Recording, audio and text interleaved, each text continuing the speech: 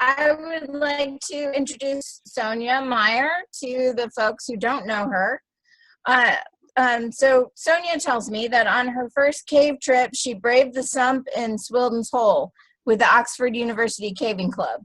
She returned to the U.S. in 2015 after living in China for several years, but never forgot that first caving experience. She found a grotto, and it wasn't long before she fell in love with the caves of West Virginia, spending a great deal of her time project caving at WVACS in Greenbrier County. In preparation to join the PESH 2018 team, Sonia began caving every single weekend, and she honed her skills as a sketcher and has not stopped since. On her first international, damn it, Kevin, Pride, what is she doing? On her first international deep, sorry, someone's trying to FaceTime me on my phone, and I'm reading this. On her first international deep caving expedition, she reached a new level of dedication to exploration after she spent a week underground pushing leads deep in the Sistema Huautla cave system. She recently moved to California and now travels for domestic cave trips and expeditions. Take it away, Sonia. Yeah, thank you for that introduction. Can everyone hear me? You can give me a thumbs up physically or with the emojis. Okay. Yeah, since that moment when I was accepted to the PESH expedition, I caved literally every single weekend for like, I don't know, over 2 years until the quarantine. So it's kind of been crazy not to be caving. Yeah, so I'll start with my presentation. Let me share my screen. Okay, can you guys see that? Yeah, okay. Let's see. Okay, so I did the Mosaics and Science internship at Carlsbad Cavern National Park. My initial the initial purpose of my internship was to do GIS, but I was not able to get a clearance from the government in time. So they put me on carbon dioxide research, which actually ended up being better because I'm also now doing carbon dioxide research in California and also doing another air study in China, which hopefully will not be canceled because of all the stuff, but it probably will be. So the Mosaics and Science program, their goal is to increase diversity in the National Park Service. And I did my research on anthropogenic, which means, produced by people. So basically human exhaled carbon dioxide as opposed to naturally occurring carbon dioxide. Okay. This is the abstract for my research, as well as a very nice photo of the King's Palace. This is one of my favorite shots of the Carlsbad area. So I know Carlsbad isn't too far from you guys. How many of you have actually been to Carlsbad Caverns? Okay, yeah, nice. So some of you might already be familiar with this. But one of the amazing things about Carlsbad Caverns is that it hosts 500,000 Mexican free-tailed bats in the summer. And so the highlight of my internship, besides doing research and caving every day, was I got to see the bats fly out of the cave every night, which is pretty amazing. This is another photo of Carlsbad Caverns. If you're not familiar, it's one of the most beautiful caves I've ever been to. So, to give you an overview of a typical tourist route through the cave, in case you have not been here, can you guys see my mouse? Yeah, okay. So the natural entrance is up here. It's 1.25 mile hike. So you go down a bunch of, winding paths all the way down to the King's Palace. And then once you get to here, you're in the big room. So King's Palace is an area that you have to pay to have a tour in. So this was a good place to place one of our carbon dioxide sensors because we have control over how many people are in that area and what time. So with that knowledge of the tickets that are being sold, we can correlate like the number of people and then the time delay for how long it takes, you know, a group of X people to affect the carbon dioxide in that room. So that was one of the reasons why we placed a sensor in the King's Palace.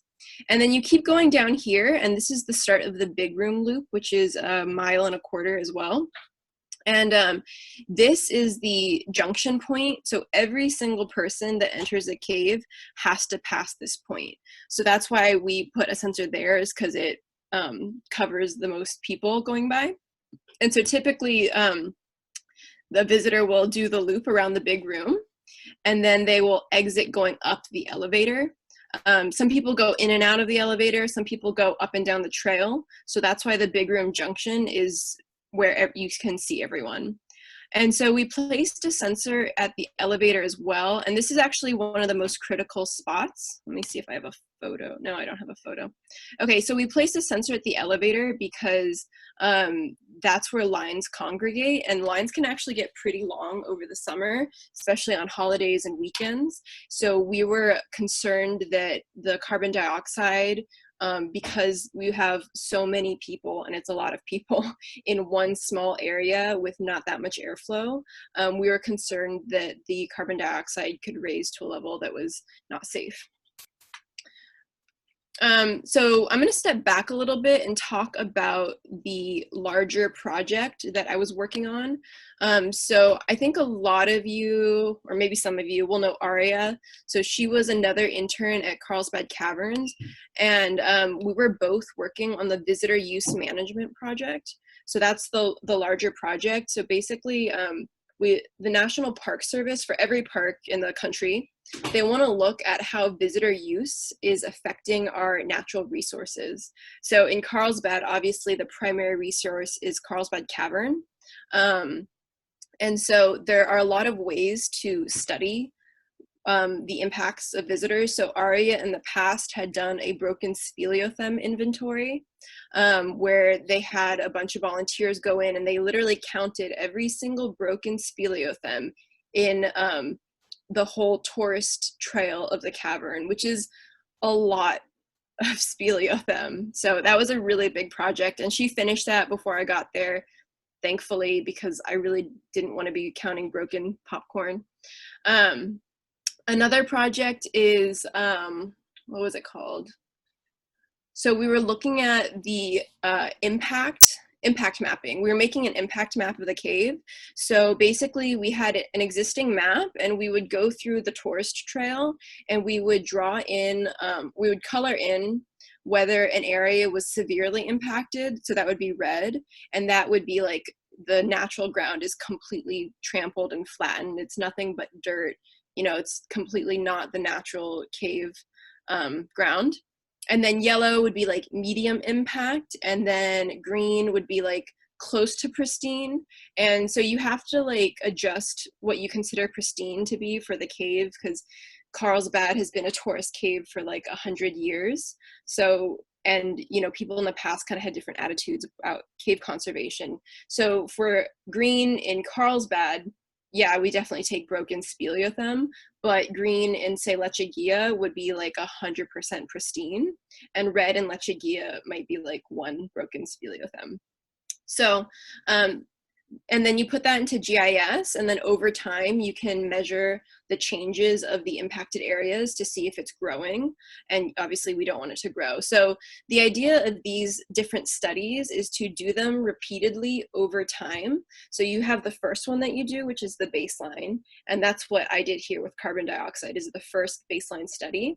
And then you repeat the study every, you know, X number of years, say 5 years, to see if there is a gradual increase or decrease, or, you know, whatever you're watching for. And then if it increases or, you know, surpasses some predestined level, then the management will take a look at, okay, why is this increasing? What strategies can we take to stop it? So it's all part of a management strategy for the National Park Service. So like I mentioned, our first concern was visitor safety in relation to the elevators. We were concerned that the carbon dioxide levels were too high. Another concern is also visitor experience. And then we're also concerned about the natural resource, right? Carbon dioxide can slow speleothem growth, and it can corrode limestone to a certain threshold. So that's what we were concerned about. Okay, so I kind of talked about this already. This is the visitor use management. So we're building the foundation here by creating the baseline. Use that to define the visitor use management direction, which is setting that threshold. So I'm going to give an arbitrary number, right? Say our current carbon dioxide is 1,500 parts per million. And we're setting a threshold of 3,000. So if the carbon dioxide ever surpasses 3,000, then management will take some kind of action, like say limiting the number of people that can go into the cave, just as an example. Okay. So to give you an idea of the ranges for carbon dioxide, 300 to 400 is the normal atmospheric levels. And this has risen in recent years. That's part of, you know, global warming and things like that. And it's actually risen pretty drastically in very recent years. Up to 1,000 is good for indoor levels. 1,000 to 2,000, you start to get some health complaints. Over 2,000 is not ideal, and you do start to feel the effects. And then 5,000 parts per million is the workplace exposure limit. So that's a legal limit defined by the government. So that's 8 hours a day, 40 hours a week. So, okay.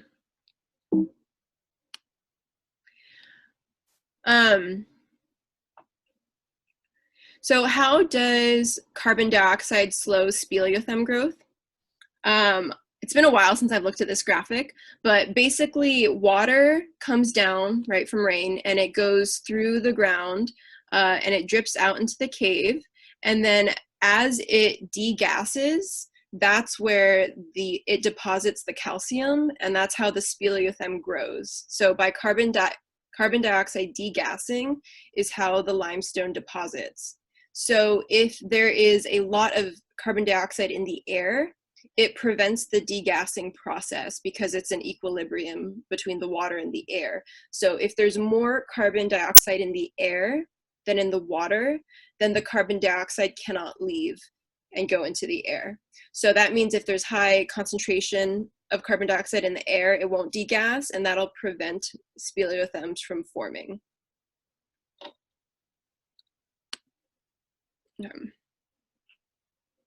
So this is some previous research that was done in Carlsbad Caverns in the 1960s, 1970s. The purpose of this research was because they had dug a hole to build the elevator, which created an artificial entrance, which created a big draft throughout the whole cave. And during that time, they were having pretty severe problems with the cave drying up, so much so that they actually built an irrigation system to water the cave. And they would refill pools, they would, put water on speleothem that had been traditionally wet to make it look nicer. So they realized that this was a problem and that it was caused by, probably caused by the elevator. So they did a bunch of studies to confirm this. And so the main thing that they were looking at was really the airflow, but they also did do some carbon dioxide readings, which is really helpful for us to get some historical data on what's going on. So if you look at the year, this is 1969 June. So you can see it peaks in the summer, okay? And then it drops in the winter, and then it peaks again in the summer, and then it drops in the winter. So there was a gap in data collection here. Again, we have a peak in the summer, drop in the winter, peak in the summer. So this makes sense with what we know about cold trap caves, which is what we would consider Carlsbad Caverns, which is a single natural entrance. So with that, the cold air will sink into the cave. And when there's a big difference in temperature, there's more airflow, Okay, so as we know, caves, the internal temperature is kind of constant year round. So for a warm place like New Mexico, in the winter, inside the cave is pretty warm, but it's cold outside, which creates a big draft. So that's why in the winter, the carbon dioxide levels are low, is because there's a lot of draft in there and it's expelling the air. Another reason is there could be lower visitation in the winter as well. But just to give you a frame of reference, the peaks of carbon dioxide, even in the summers with high visitation, are about 550. Okay, so this is kind of what I was explaining with the cold trap ventilation regime. So in the winter, the cold air sinks to the bottom of the cave, which creates a draft. And then in the summer, there is no draft and the air is pretty stagnant.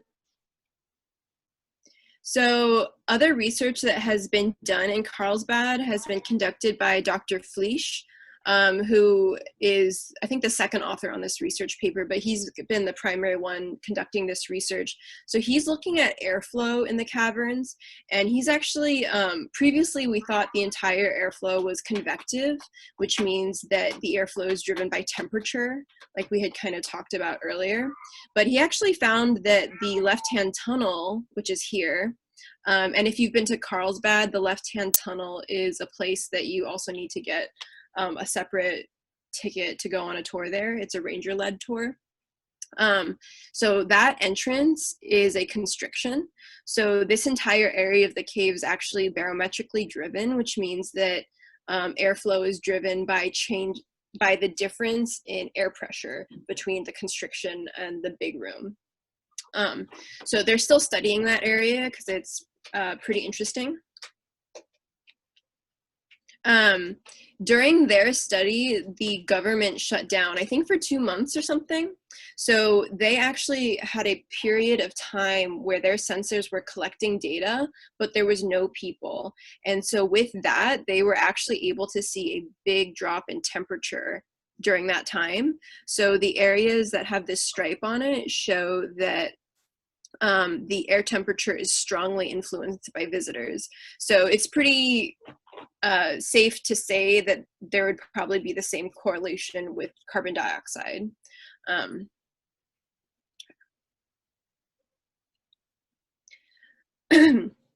This shows the outside temperature and the inside temperature. What I want to show here is that during the summer, the temperature inside the cave is not very affected by the outside temperature. So that again shows that in the summer the air is pretty stagnant, but in the winter you can see that airflow, and it does actually change the temperature inside the cave.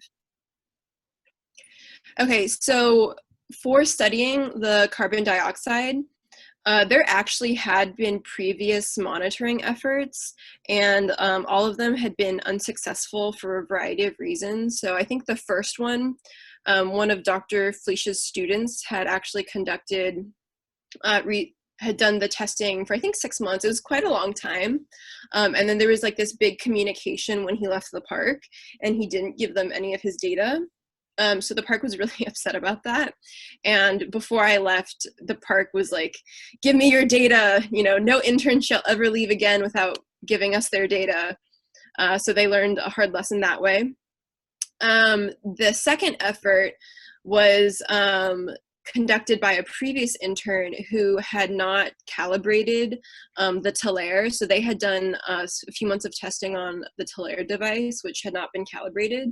So when I started, I was trying to calibrate the Wohlers, which is the device that I use, and I found that they were really out of calibration. So we basically had to throw away all that data as well. So we settled on using the Wohler, and with a sampling rate of 5 minutes. So the Wohler would run, 24 hours a day, sampling every 5 minutes the carbon dioxide. It also took temperature and humidity, but we were mostly focused on carbon dioxide readings. This is what the Wohler looked like. So the Wohler only had a range of 2,000 parts per million. We never surpassed that, which is a good thing.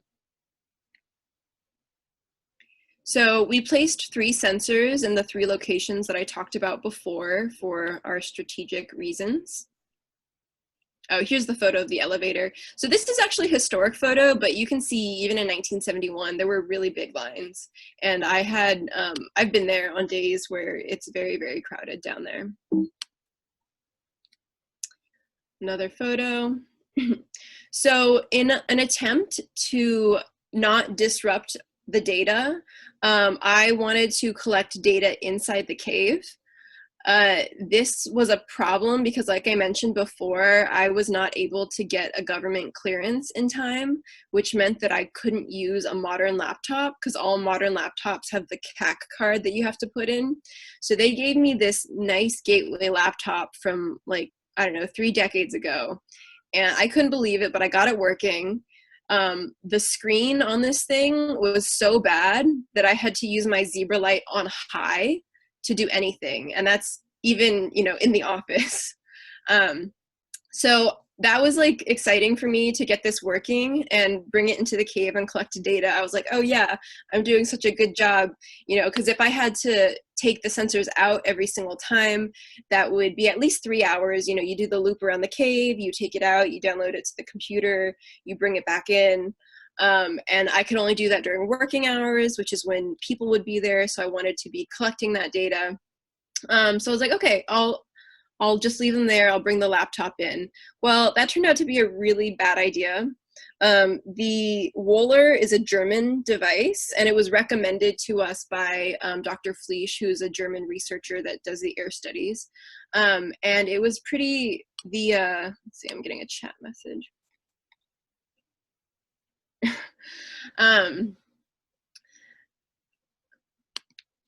Sorry. What was I talking about? The Wohler. Yeah, okay, so the Wohler manual was written in German and it was translated to English, and the translations weren't very good. So there was this one section about the automatic baseline calibration that was worded very oddly, and I didn't fully understand it. But basically every 7.5 days, the device will automatically recalibrate with the lowest reading. And so this device is really designed for indoor carbon dioxide monitoring.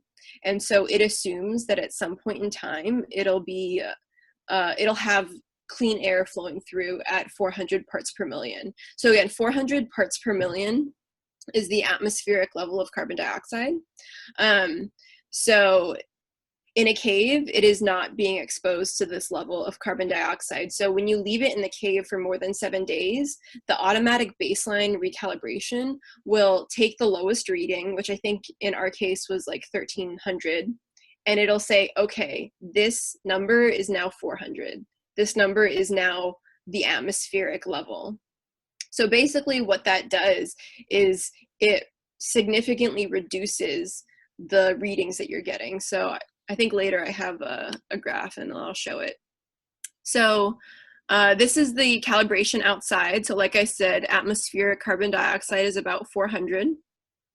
So that's the readings that we were getting. And so the way that I knew that the telaire was not calibrated is because when I put it outside, it was reading like 200 or something. Okay, here's the data. So the red data is the uncorrected data with the automatic baseline calibrations. So you can see every 7.5 days it drops because it's taking that lowest value, which here is like, 800, 900. And it says, okay, this is now 400. And then it takes the reading from there. So you can see every 7.5 days it drops. You can also see that I have a lot of gaps in data. Each one has a special story. But one of the frustrating parts of my internship and a great learning experience was losing data. It's pretty tragic to lose data. Some were my fault and some were like thunderstorms, power outages, just everything you can imagine. I feel like I lost data in every possible way. Yeah, so unfortunately, like I mentioned before, I did not have computer access for my internship because I couldn't get a clearance until literally like the last 4 days of my internship. So they gave me that like terrible old computer, and obviously I couldn't analyze the data with that. So I didn't actually look at any of my data until like 4 days before my internship ended, and that's when I saw these giant drops in data or in carbon dioxide readings. So I was like, oh no, this is very bad. What I ended up doing is I mathematically corrected everything, and it's not ideal. I definitely would not, you know, base any real decisions based on data like this that is not valid. But I think for a preliminary study for setting it up, it was okay. It's what I had. Also, I couldn't do anything about it. So I basically just did the correction. So whatever that drop was after 7.5 days, I just added that to the rest of the data set, and I did the same. So it created a continuous upwards line. And then as soon as I realized that this was happening, I took all the sensors out of the cave and I recalibrated them and put them back into the cave. And so the new measurements, you can see there's a huge difference, right, between 400 and about 1400. So when I put them back in, they were matching with my mathematical calculations.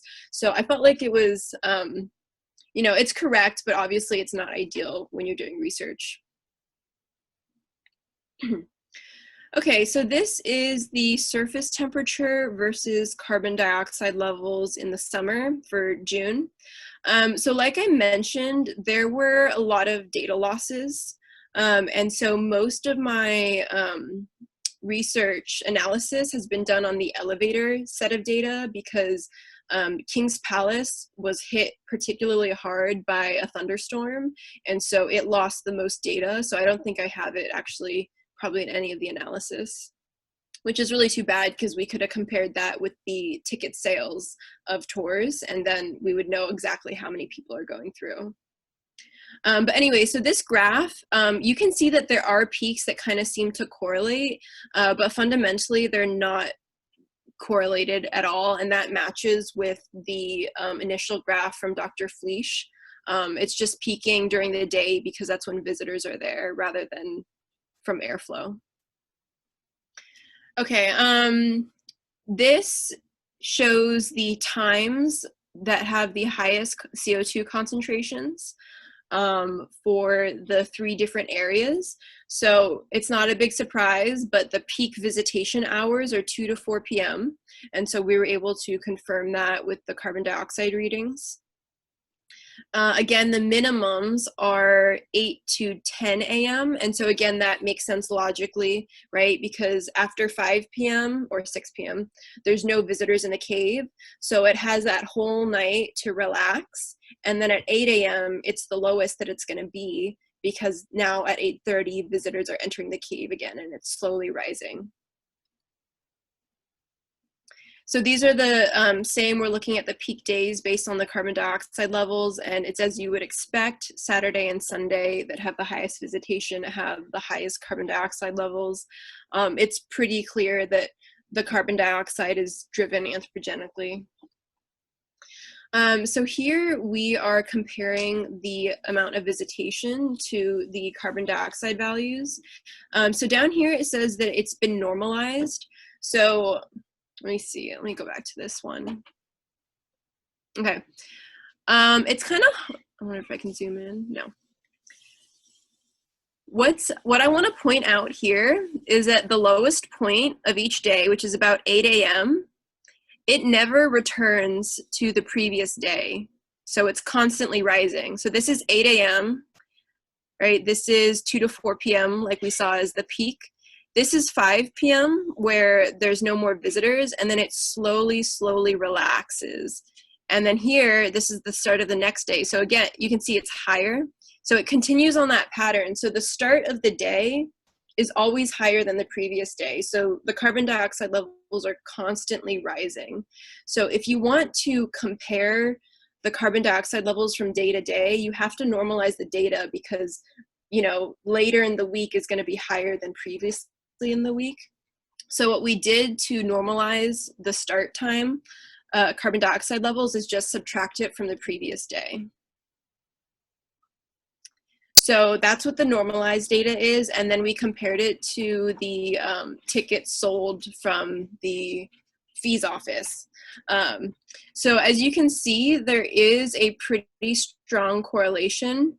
The R² value is the how strong the correlation is, and 1 means 100% correlation. So we have 84% and 86%. So that's a pretty strong correlation, which again is not a surprise that the carbon dioxide is driven by people. And I just wanted to give a frame of reference. So this red line up here is the OSHA safety limit, the 8 hours per day work limit set by OSHA. And these are the carbon dioxide levels that we're dealing with in the cave. So if you remember from before, 300 to 400 is the atmospheric level. 1,000 or less is ideal for an indoor environment.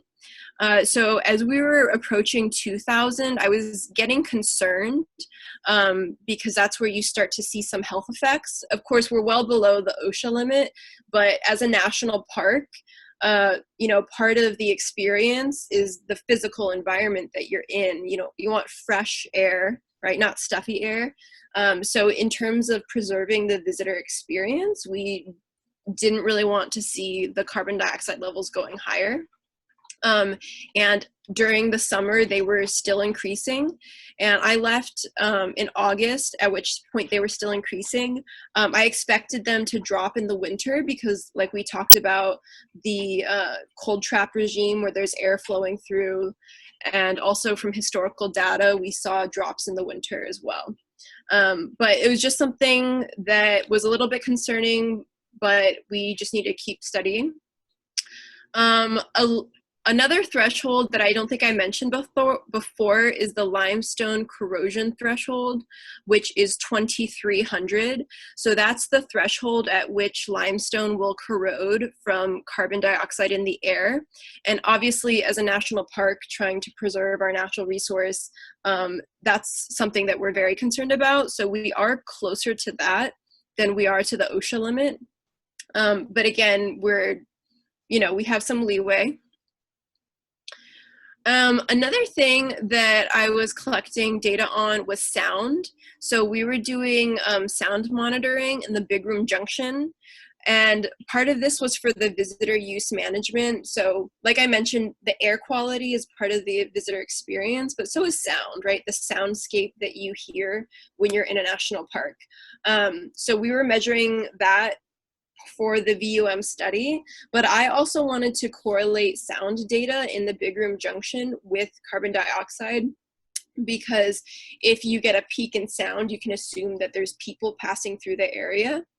So I was interested in seeing how quickly people passing through could affect carbon dioxide in the Big Room, which if you've been there, the Big Room is really, really big.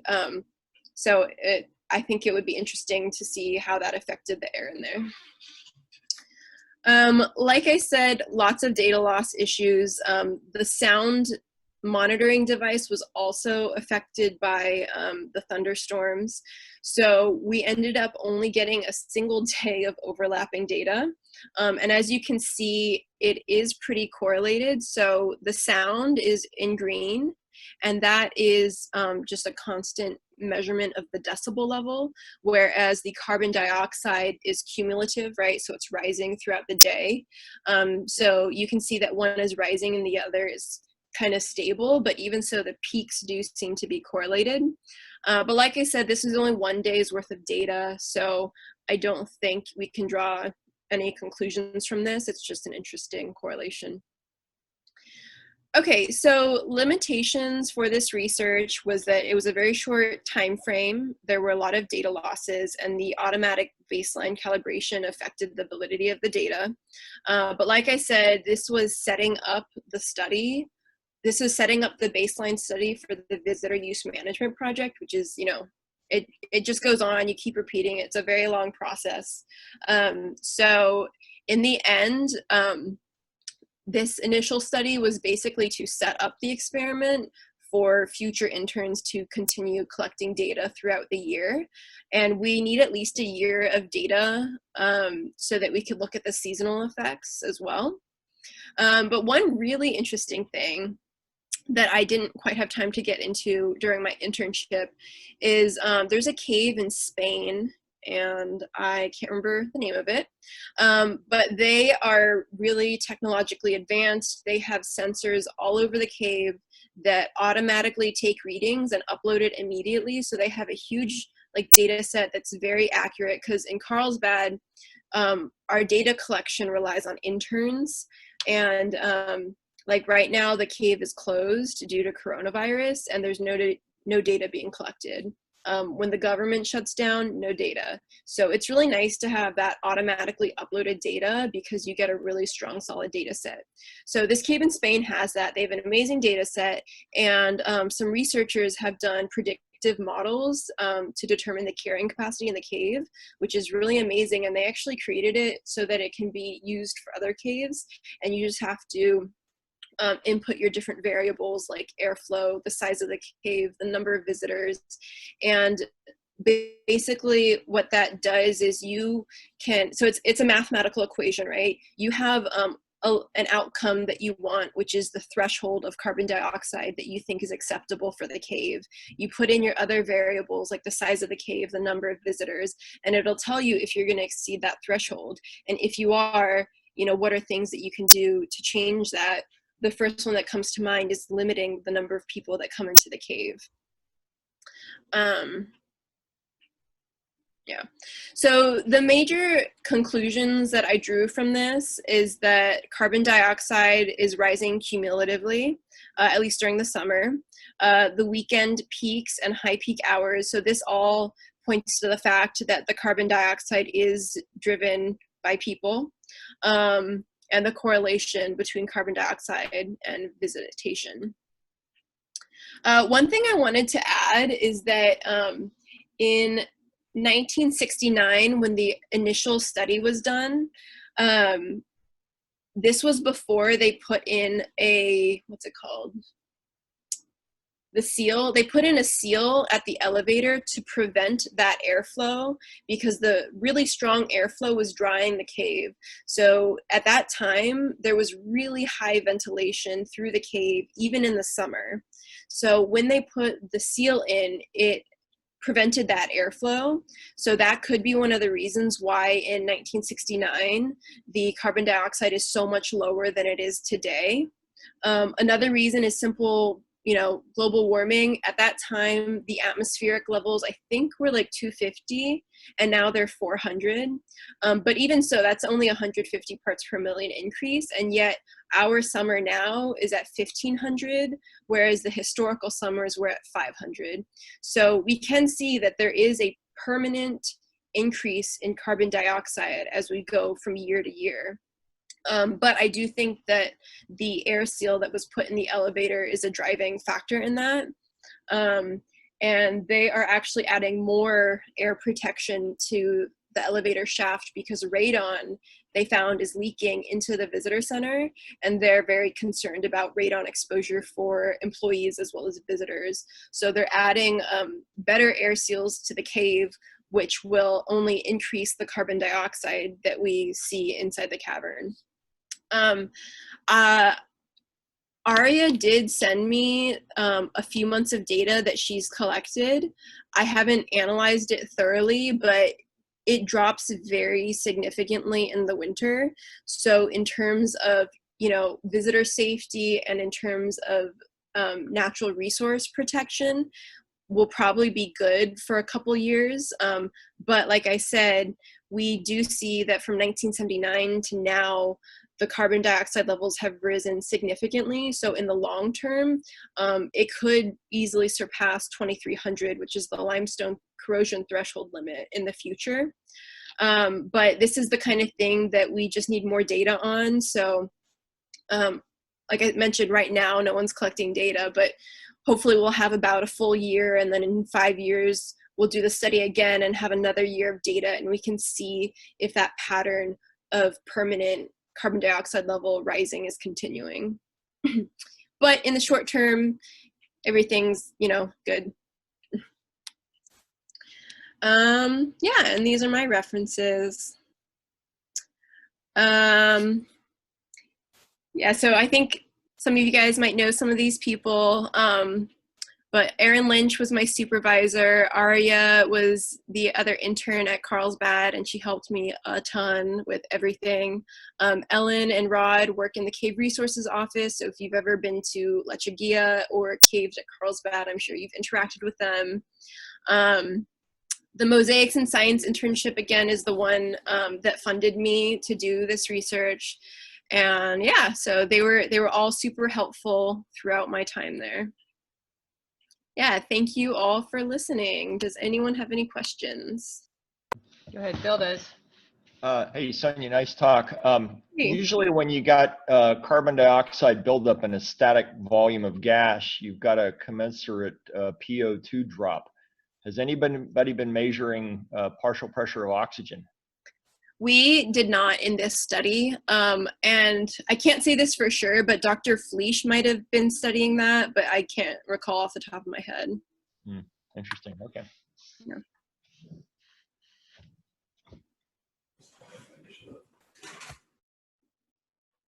Any other questions? That's a lot of good science you got going there.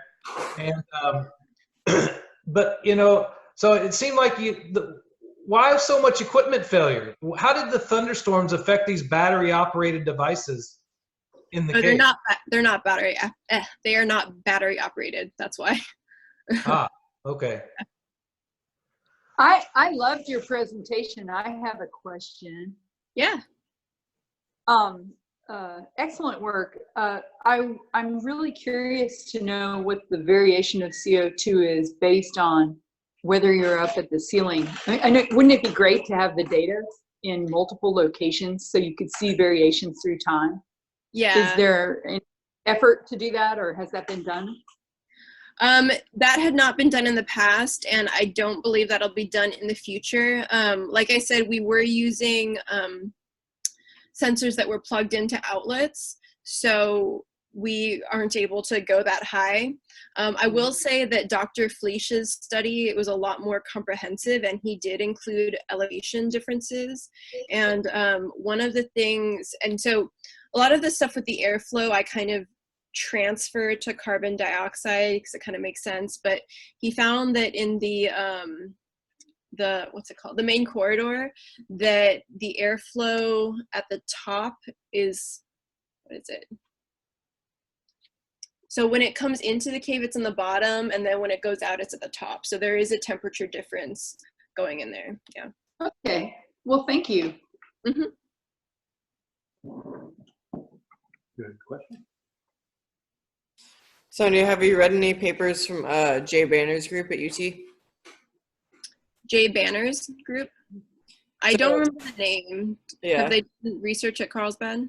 Not at Carlsbad. So he's got records of show caves. So that's the research group that I worked in for a couple of years when I was getting my undergrad. And so I did lots of CO2 studies and drip water chemistry studies. And yeah, one of the caves, Interspace, which is a local cave that all the Austin folks will know, he's got a 20-year record, or like, I think maybe since 96 or 2000. Anyways, it's a real long record of CO2 throughout various seasons, and then drip water chemistry and lots of other things. But yeah, I'm happy to send you some of the work, since that's what you're doing for your thesis as well. And yeah, so I'm just talking about this stuff. So yeah, that's really interesting. But one of the other big limitations with my internship experience, which I was really shocked by, is that the National Park Service does not have access to research, even research that was done in their own parks. And I've talked to some other people that work for the National Park Service, and this is a big issue. So when I was an intern, I was technically not a student at the time. So now I have access to research databases again. But when I was doing this internship, one, I didn't have internet access because, again, I didn't have computer access. But two, I had no access to research. So it was really frustrating trying to do this research when I had to I think, what is it called? Like ResearchGate, you know, they have those like free open source like publication Yeah. things. I had to just message authors being like, will you share your research with me? And even the research that Dr. Fleisch did at Carlsbad, like he never provided the park with a copy of his research. And I didn't get my hands on his research until like a week before my internship ended. So getting access to research was actually extremely difficult for me during this time. Yeah. I totally believe it. I had a similar intern experience with the government, and yeah, so Yeah. I feel your pain. Yeah, I got you know, access like- to the computer like day 5 or like 5 days until I was in. It was like, cool. I'm glad I wasn't Yeah. planning on being in the computer all summer. So So I have kind of a technical question, but so Yeah. if your carbon dioxide level is like decaying or it's dropping after the last visitors leave, but it seems to drop really fast, and then there's like a slow drop overnight. What's do you know what the process is there? What's washing the carbon dioxide out of the cave? Because it's like as soon as people go, it seems to drop really fast, but it's not. It reaches sort of a steady state. What I think it is that it's the lack of people. So the peak hours are 2 to 4 p.m. So you have like a ton of people at that time. And then even after they leave, like the carbon dioxide is rising. But when that whole group of people leaves, that's when it has that fast drop. And then it reaches that point where it's slowly relaxing. So that's how I understood it. But all those people who just left, I mean, they left all their carbon dioxide behind. So where's it going? Is it just blowing out of the cave through air circulation? And I think you're seeing diffusion of the CO2 through the gas volume of the cave, personally. okay, yeah, that would make sense. Yeah. Okay. Neat. Really cool. Yeah. A long time ago when I caved with UT, I think it was someone wanted to ask me if I wanted to look at CO2. I think it was out in Colorado Bend, but didn't have the technology to look at it. So, but this is really cool. So. Yeah, one of the studies I want to do in California was they had done carbon dioxide research, I think in the 70s, and it was kind of a technology thing. Like the sensors they had at that time just weren't that good. They could only take like one measurement a month. So what I would like to do at these caves in California is put sensors in that record, 24/7 and then look at the data. Yeah, that'd be cool.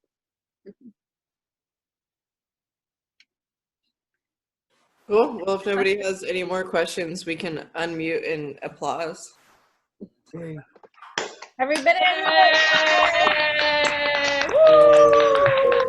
Thank you so much, Sonia.